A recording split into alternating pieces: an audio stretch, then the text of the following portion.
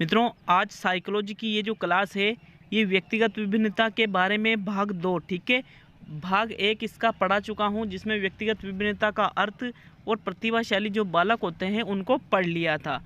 तो मित्रों, आज बात करेंगे दूसरे प्रकार के बालकों की, जो है मंदबुद्धि बालक या अल्पबुद्धि बालक।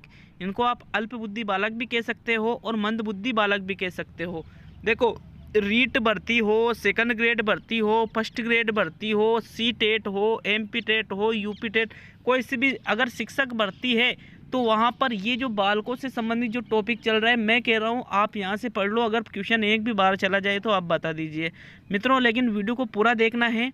मंदबुद्धि जो बालक हैं उनके बारे में आज पढ़ने वाले हैं, और साथ ही मैं आपको आज प्रतिभाशाली जो बालक हैं और जो मंदबुद्धि बालक हैं इनके 10 वस्तुनिष्ठ प्रश्न जो बहुत इंपॉर्टेंट है, इस वीडियो के बाद में वो वीडियो आ जाएगा जिसमें आपके 10 प्रश्न हैं जो प्रतिभाशाली बालक और मंदबुद्धि बालक से लिए गए हैं। तो उन प्रश्नों को जरूर सोल्व करना, जरूर से जरूर। वो वीडियो आपको आज मिल जाएगा, तो मित्रों उस वीडियो को भी आपको जरूर देखना है, ठीक है साथियों। चलिए शुरू करते हैं मंदबुद्धि बालक के बारे में। तो मंदबुद्धि नाम से ही पता चल रहा है, मंदबुद्धि मतलब कम बुद्धि वाला बालक होते हैं, बिल्कुल होते हैं मंदबुद्धि, और इसको आप अल्प बुद्धि भी कह दो या कम बुद्धि वाला बालक भी कह सकते हो। तो मित्रों, इसकी एक परिभाषा है कि ऐसे बालक जिनकी उम्र में तो वृद्धि होती है किंतु उम्र के समान अनुपात में शारीरिक व मानसिक विकास नहीं हो पाता है, मंदबुद्धि बालक कहलाते हैं। कि भाई वो बढ़ तो रहे, उम्र में तो वृद्धि हो रही है, लेकिन उनका जो शारीरिक विकास है, उनका जो मानसिक विकास है, वो उम्र के अनुसार आगे नहीं बढ़ रहा है। तो ऐसे बालकों को ही मंदबुद्धि या अल्पबुद्धि बालक कहते हैं। यहाँ पे देखिए साथियों, जैसे ये एक बालक है, ठीक है, ये दिखने में भी थोड़े अजीब से होते हैं, दिखने में भी थोड़े अजीब से हुए हैं। इनको मतलब ये खुद अपना काम नहीं करते हैं, ये दूसरों के ऊपर निर्भर रहते हैं। जैसे ये एक बालक है, ये बालक दिखने में भी अपने आप में ऐसा लग रहा है कि हाँ यार, हो सकता है ये मंदबुद्धि हो। ये एक यहाँ पे एक ये साधारण बालक दिख रहा है, और इस बालक में और इस बालक में अपने आप अंतर दिख रहा है। तो मंदबुद्धि बालक को आप बिल्कुल देखकर भी पहचान सकते हो। लेकिन मंदबुद्धि बालक के बारे में प्रश्न कैसे बनते हैं, वो सभी चीज़ें आज मैं आपको बताने वाला हूँ। मित्रों, ये जो मंदबुद्धि बालक है और जो पिछड़े बालक है, मंदबुद्धि बालक और जो पिछड़े बालक हैं, इनमें 1913 तक कोई भी अंतर नहीं किया जाता था। याद रखना, बहुत इंपॉर्टेंट तथ्य है ये कि मंदबुद्धि और पिछड़े बालकों में 1913 तक कोई भी अंतर नहीं किया जाता था। मतलब इनको एक ही माना जाता था कि पिछड़े बालक और मंदबुद्धि बालक दोनों एक ही होते हैं। लेकिन 1913 के बाद में सर्वप्रथम इंग्लैंड में एक बैठक हुई थी, तो वहाँ पर ही इनको अलग अलग किया गया, और उसके बाद में अमेरिका के द्वारा इनका वर्गीकरण स्पष्ट रूप से किया गया था। अमेरिका में इनका वर्गीकरण स्पष्ट रूप से किया गया था, किनका? मंदबुद्धि बालकों और पिछड़े बालकों का। मित्रों, ये जो मानसिक मंदता होती है, मंदबुद्धि बालकों में जो मानसिक मंदता मतलब मानसिक रूप से ये जो मंदबुद्धि वाले होते हैं, इसके भी 4 प्रकार होते हैं। मानसिक मंदता के कितने प्रकार होते हैं? 4 प्रकार के होते हैं। मैं गारंटी दे रहा हूँ, किसी भी नोट्स में से पढ़ लो, किसी भी बुक में से पढ़ लो, किसी भी कोचिंग पे पढ़ लो, कुछ भी पढ़ लो, लेकिन जितना मैं पढ़ा रहा हूँ उतना अगर आपको मिल जाता है तो आप अपने आप को बहुत खुशकिस्मत आप समझना, ठीक है। लेकिन देखो, मैं एक किताब से नहीं, मैं कई सारी किताबों को देखता हूँ, फिर मुझे लगता है कि हाँ यार, इसमें इससे ये चीज़ भी लेना चाहिए। हालांकि मैं भी किताब में से ही पढ़ाता हूँ, ऐसा नहीं है कि मैं कहीं अपने आप, ऐसा नहीं होता है किताब, लेकिन यूँ है कि 5 से 7 किताबों का इसमें मैटर आपको मिल जाता है। तो मित्रों, मानसिक मंदता के 4 प्रकार होते हैं। पहला होता है साधारण मानसिक मंदता, दूसरा है अल्पबल मानसिक मंदता, तीसरा है गंभीर मानसिक मंदता, और चौथा है गहन मानसिक मंदता। तो अगर प्रश्न आ जाता है कि मंदबुद्धि बालकों में मानसिक मंदता कितने प्रकार की होती है, तो साथियों राइट आंसर रहेगा 4 प्रकार की, साधारण, अल्पबल, गंभीर और गहन। जो साधारण मानसिक मंदता होती है उनकी बुद्धि लब्धि 50 से 70 के बीच होती है। जिन बालकों में 50 से 70 की बुद्धि लब्धि होती है उनमें साधारण मानसिक मंदता मानी जाएगी। जिनकी बुद्धि लब्धि 35 से 50 तक होती है उनमें अल्पबल मानसिक मंदता मानी जाएगी। जिनकी बुद्धि लब्धि 21 से 25 होती है उनमें गंभीर मानसिक मंदता मानी जाएगी, और जिनकी बुद्धि लब्धि 20 से भी कम होती है उनमें गहन मानसिक मंदता आती है। तो मित्रों, बिल्कुल बुद्धि लब्धि भी याद रखना है, 20 से कम, 21 से 35 है यार, ये 25 नहीं, सॉरी 21 से 35 है ये, ठीक है, 21 से 35 है ये, याद रखना। यहाँ पे आप स्क्रीनशॉट ले सकते हो। 21 से 35, 35 से 50 अल्प बल, 50 से 70 साधारण मानसिक मंदता। तो इस प्रकार से मानसिक मंदता के 4 प्रकार होते हैं जो आपको मैंने बता दिए हैं। मित्रों, ये जो साधारण मानसिक मंदता है, अल्प बल है, गंभीर है और गहन है, ये सबसे ज़्यादा मंदबुद्धि होता है। ये कुछ भी कार्य नहीं कर पाता है, स्वयं के निजी कार्य भी नहीं कर सकते हैं। गंभीर मानसिक मंदता 21 से 35 वाले, ये थोड़ा बहुत कार्य कर लेते हैं। अल्प बल वाले भी ज़्यादा कुछ नहीं कर पाते। साधारण मानसिक मंदता वाले जो बालक होते हैं, ये थोड़ा क्या, ये मतलब इन तीनों में से सबसे अच्छा कार्य ये कर सकते हैं। ठीक है, ये होता है साधारण मतलब कम, नॉर्मली मानसिक मंदता। अब देखते हैं मित्रों, बिल्कुल अच्छी तरह से एक एक पॉइंट को समझिए। मंदबुद्धि बालकों की जो उत्पत्ति है वो डाउन सिंड्रोम 3 के कारण होती है। इंपॉर्टेंट चीज़ है, स्टार लगा लो, लिख लो, नोट कर लो कि मंदबुद्धि बालकों की उत्पत्ति डाउन सिंड्रोम किसके कारण होती है? डाउन सिंड्रोम 3 के कारण होती है, इसलिए इसे मंगोलिज्म सिंड्रोम भी कहते हैं। मंदबुद्धि है, देखो ये जो डाउन सिंड्रोम 3 है, इसका एक और अन्य नाम क्या है? मंगोलिज्म सिंड्रोम कह दो आप इसको, या डाउन सिंड्रोम 3 कह दो। अब देखो दिमाग में आता है यार डाउन सिंड्रोम होता क्या है?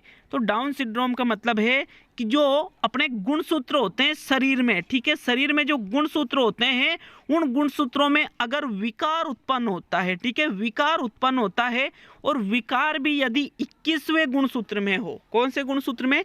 21वें गुणसूत्र में यदि कोई विकार उत्पन्न हो जाता है तो उसको ही डाउन सिंड्रोम 3 या मंगोलिज्म सिंड्रोम 3 कहते हैं। अब 3 क्यों कहते हैं? देखो, क्योंकि जो ये 21वां गुणसूत्र होता है, इसमें एक्स के साथ में, देखो नॉर्मल जो व्यक्ति होता है उसमें तो एक्स वाई गुणसूत्र होते हैं, चाहे पुरुष हो या महिला हो, 21वां गुणसूत्र। लेकिन जो मंगोलिज्म सिंड्रोम वाला व्यक्ति है, डाउन सिंड्रोम 3 वाला व्यक्ति है, उसमें क्या होगा? गुणसूत्रों में एक्स और एक्स वाई, मतलब 2 की जगह 3 गुणसूत्र वहां पे आ जाते हैं। तो मित्रों 3 प्रतिलिपियां गुणसूत्रों की यहां बन जाती है, इसलिए इसको डाउन सिंड्रोम 3 के नाम से जाना जाता है, और इस डाउन सिंड्रोम 3 को मंगोलिज्म सिंड्रोम भी कहा जाता है। साथियों, जो मंदबुद्धि बालक होते हैं उसके मुख्य रूप से 3 प्रकार होते हैं। मानसिक मंदता के तो 4 प्रकार होते हैं, और मंदबुद्धि बालक के 3 प्रकार होते हैं। पहला है मंगोलिज्म बालक, दूसरा है मंडोलिया बालक, और तीसरा है अवसादी बालक। ये तीनों प्रकार के बालक मंदबुद्धि बालकों की श्रेणी के अंतर्गत ही आते हैं। मंगोलिज्म बालक मतलब होता है मंदबुद्धि, सीधा सा है, 21वें गुणसूत्र की 3 प्रतिलिपियां बन जाती है। नेक्स्ट देखते हैं मित्रों, मंदबुद्धि बालकों की विशेषता क्या है? विशेषताओं में से ही प्रश्न आता है। प्रश्न ज़्यादातर विशेषताओं में से भी आता है, लेकिन ऊपर जो मैंने आपको फैक्ट बताए हैं, उन फैक्टों को अच्छी तरह से लिख लेना है या याद कर लेना है। तो साथियों, विशेषताओं की बात करें तो जो मंदबुद्धि बालक है, इनकी बुद्धि लब्धि 70 से 80 के बीच होती है। कितनी होती है? 70 से लेकर के 80 के बीच की जो बुद्धि लब्धि है वो मंदबुद्धि बालकों की होती है। लेकिन क्रो एंड करो ने कहा है कि मंदबुद्धि बालकों की बुद्धि लब्धि 70 से भी कम होती है। कितनी होती है? 70 से भी कम होती है। ऐसे ही जब प्रतिभाशाली जो बालक पढ़े थे वहाँ पर भी क्रो एंड करो, ये क्रो एंड करो जगह जगह आता है, जगह जगह है ना एक नई लाइन जोड़ देता है कि मेरे अनुसार इतनी होती है। तो वहाँ पर भी उसने क्या बताया था? प्रतिभाशाली बालकों की बुद्धि लब्धि 130 या इससे अधिक होती है, और नॉर्मली 140 माना गया है। और यहाँ पे भी ये क्या कह रहा है कि मंदबुद्धि बालकों की बुद्धि लब्धि 70 से कम होती है, और यहाँ पे 70 से 80 माना गया है नॉर्मली। तो मित्रों, क्रो एंड करो के अनुसार पूछे, मंदबुद्धि बालकों की बुद्धि लब्धि तो 70 से कम, और नहीं तो 70 से 80 के बीच में। नेक्स्ट विशेषता आती है साथियों, इनका जन्म व मृत्यु समय से पहले हो जाता है। विशेषता है ये, मंदबुद्धि जो बालक होते हैं इनका जन्म भी समय से पहले हो जाता है। मतलब 6ठे महीने में, या फिर 7वें महीने में इनका जन्म हो जाता है, या फिर 5वें महीने में इनका जन्म हो जाता है। ये बच भी जाते हैं, 7वें महीने में जन्म हुआ, बच भी जाते हैं। इनका जो उम्र है वो 15-20 साल 25 साल इतना ही जीते हैं, और ये मर जाते हैं। तो उनका जन्म और मृत्यु भी समय से पूर्व हो जाता है। इनके विकास की गति बहुत मंद होती है। साधारण बालकों की तरह इनमें विकास नहीं होता है, बहुत ही आराम से, बहुत ही धीमी गति से इनका विकास होता है। इनकी बेडोल शारीरिक संरचना होती है। बेडोल, मोटे होते हैं, चमड़ियाँ बहुत ज़्यादा होती है, चमड़ी इसकी बहुत ज़्यादा मोटी होती है, इनकी त्वचा अलग, मतलब दिखने में अजीब से होते हैं। बेडोल शारीरिक संरचना इनकी होती है। देखो इनकी त्वचा का रंग पीला अथवा लाल एवं त्वचा मोटी होती है। मंदबुद्धि जो बालक हैं, अब यूं नहीं पीला है तो यूं नहीं भाई बिल्कुल पीला ही है, थोड़ा थोड़ा हल्का हल्का सा, जैसे किसी व्यक्ति को पीलिया हो जाता है ना तो हल्का हल्का सा उसमें पीला पीलापन नजर आता है, उस प्रकार से। अथवा लाल इनकी त्वचा का रंग होता है और त्वचा कैसी होती है, इनकी त्वचा मोटी होती है, बहुत ही मोटी त्वचा इनकी होती है। ये बहुत अधिक संवेदी होते हैं, बहुत ज़्यादा संवेदना से ग्रसित हो जाते हैं, बात बात पर रोने लग जाते हैं और बहुत जल्दी चिड़चिड़े हो जाते हैं। बहुत ज़्यादा संवेदना इनमें पाई जाती है। डर, छोटी छोटी बातों से, छोटी छोटी चीज़ों से ये डरने लग जाते हैं, मतलब संवेदना बहुत अधिक होती है। सामान्यतः बीमार रहते हैं, ज़्यादातर टाइम बीमारी रहते हैं, स्वस्थ लगभग नहीं रहते हैं, लगभग कोई ना कोई बीमारी इनको जरूर रहती है। इनके मुंह से लार टपकती रहती है। कभी देखा है, दिमाग में आया है ये विशेषता पढ़ के कि हाँ यार मैंने देखा है ऐसा बालक। अपने आप एक दिमाग में सोचो, थोड़ा सोचो, परिवेश से जोड़ो इस चीज को कि मुंह से लार टपक रही, बीमार हो रहे, संवेदी रह रहे, बेडोल शारीरिक संरचनाएं, बहुत धीमी गति से सीख रहा है, मुंह से हमेशा लार टपकती रहती है और पल भर में हंसना, पल भर में रोना इनकी प्रमुख विशेषता है कि बात बात पर हंस जाते हैं और छोटी छोटी बातों पर भी ये रोने लग जाते हैं। तो आया कोई दिमाग में, आया हो तो कमेंट करके जाना कि हाँ सर आया दिमाग में ऐसा कि मैंने ऐसा बालक देख रखा है। मित्रों, ये विद्यालय जाना पसंद नहीं करते हैं, इनको विद्यालय में अच्छा नहीं लगता है, बार बार समझाने पर भी नहीं समझते हैं। कितनी बार समझा लो, समझने में बहुत ही धीमी गति से समझते हैं, बहुत ही मुश्किल से। संवेगात्मक रूप से अस्थिर होते हैं। देखो बार बार रो रहे, बार बार हंस रहे, तो संवेगात्मक रूप से अस्थिर तो हुए, कक्षा 10वीं पास नहीं कर पाते। स्कूल भी जाते हैं तो कक्षा 10वीं ये किसी भी हालत में पास नहीं कर सकते हैं, लेकिन ये अंतर्वैयक्तिक संबंध बनाना पसंद करते हैं। ये यूँ सोचते हैं कि हाँ यार लोग मुझसे मित्रता करें, लेकिन लोग इनसे मित्रता नहीं करते हैं। ये खुद तो अंतर्वैयक्तिक संबंध, अंतर्वैयक्तिक मतलब दूसरे लोगों से संबंध बनाना, दूसरे लोगों से मित्रता दोस्ती करना, ये तो खुद तो चाहते हैं, लेकिन दूसरे ही इनसे संबंध बनाना, मित्रता बनाना इनका नहीं चाहते हैं। तो मित्रों, ये 14 विशेषता थी। आशा है आपको प्रत्येक विशेषता समझ में आई होगी। समझ में आए तो कमेंट बॉक्स में कमेंट करके जाना कि हाँ सर समझ में आई है। अब बात करने वाले हैं इसके शिक्षा का स्वरूप कैसा होना चाहिए।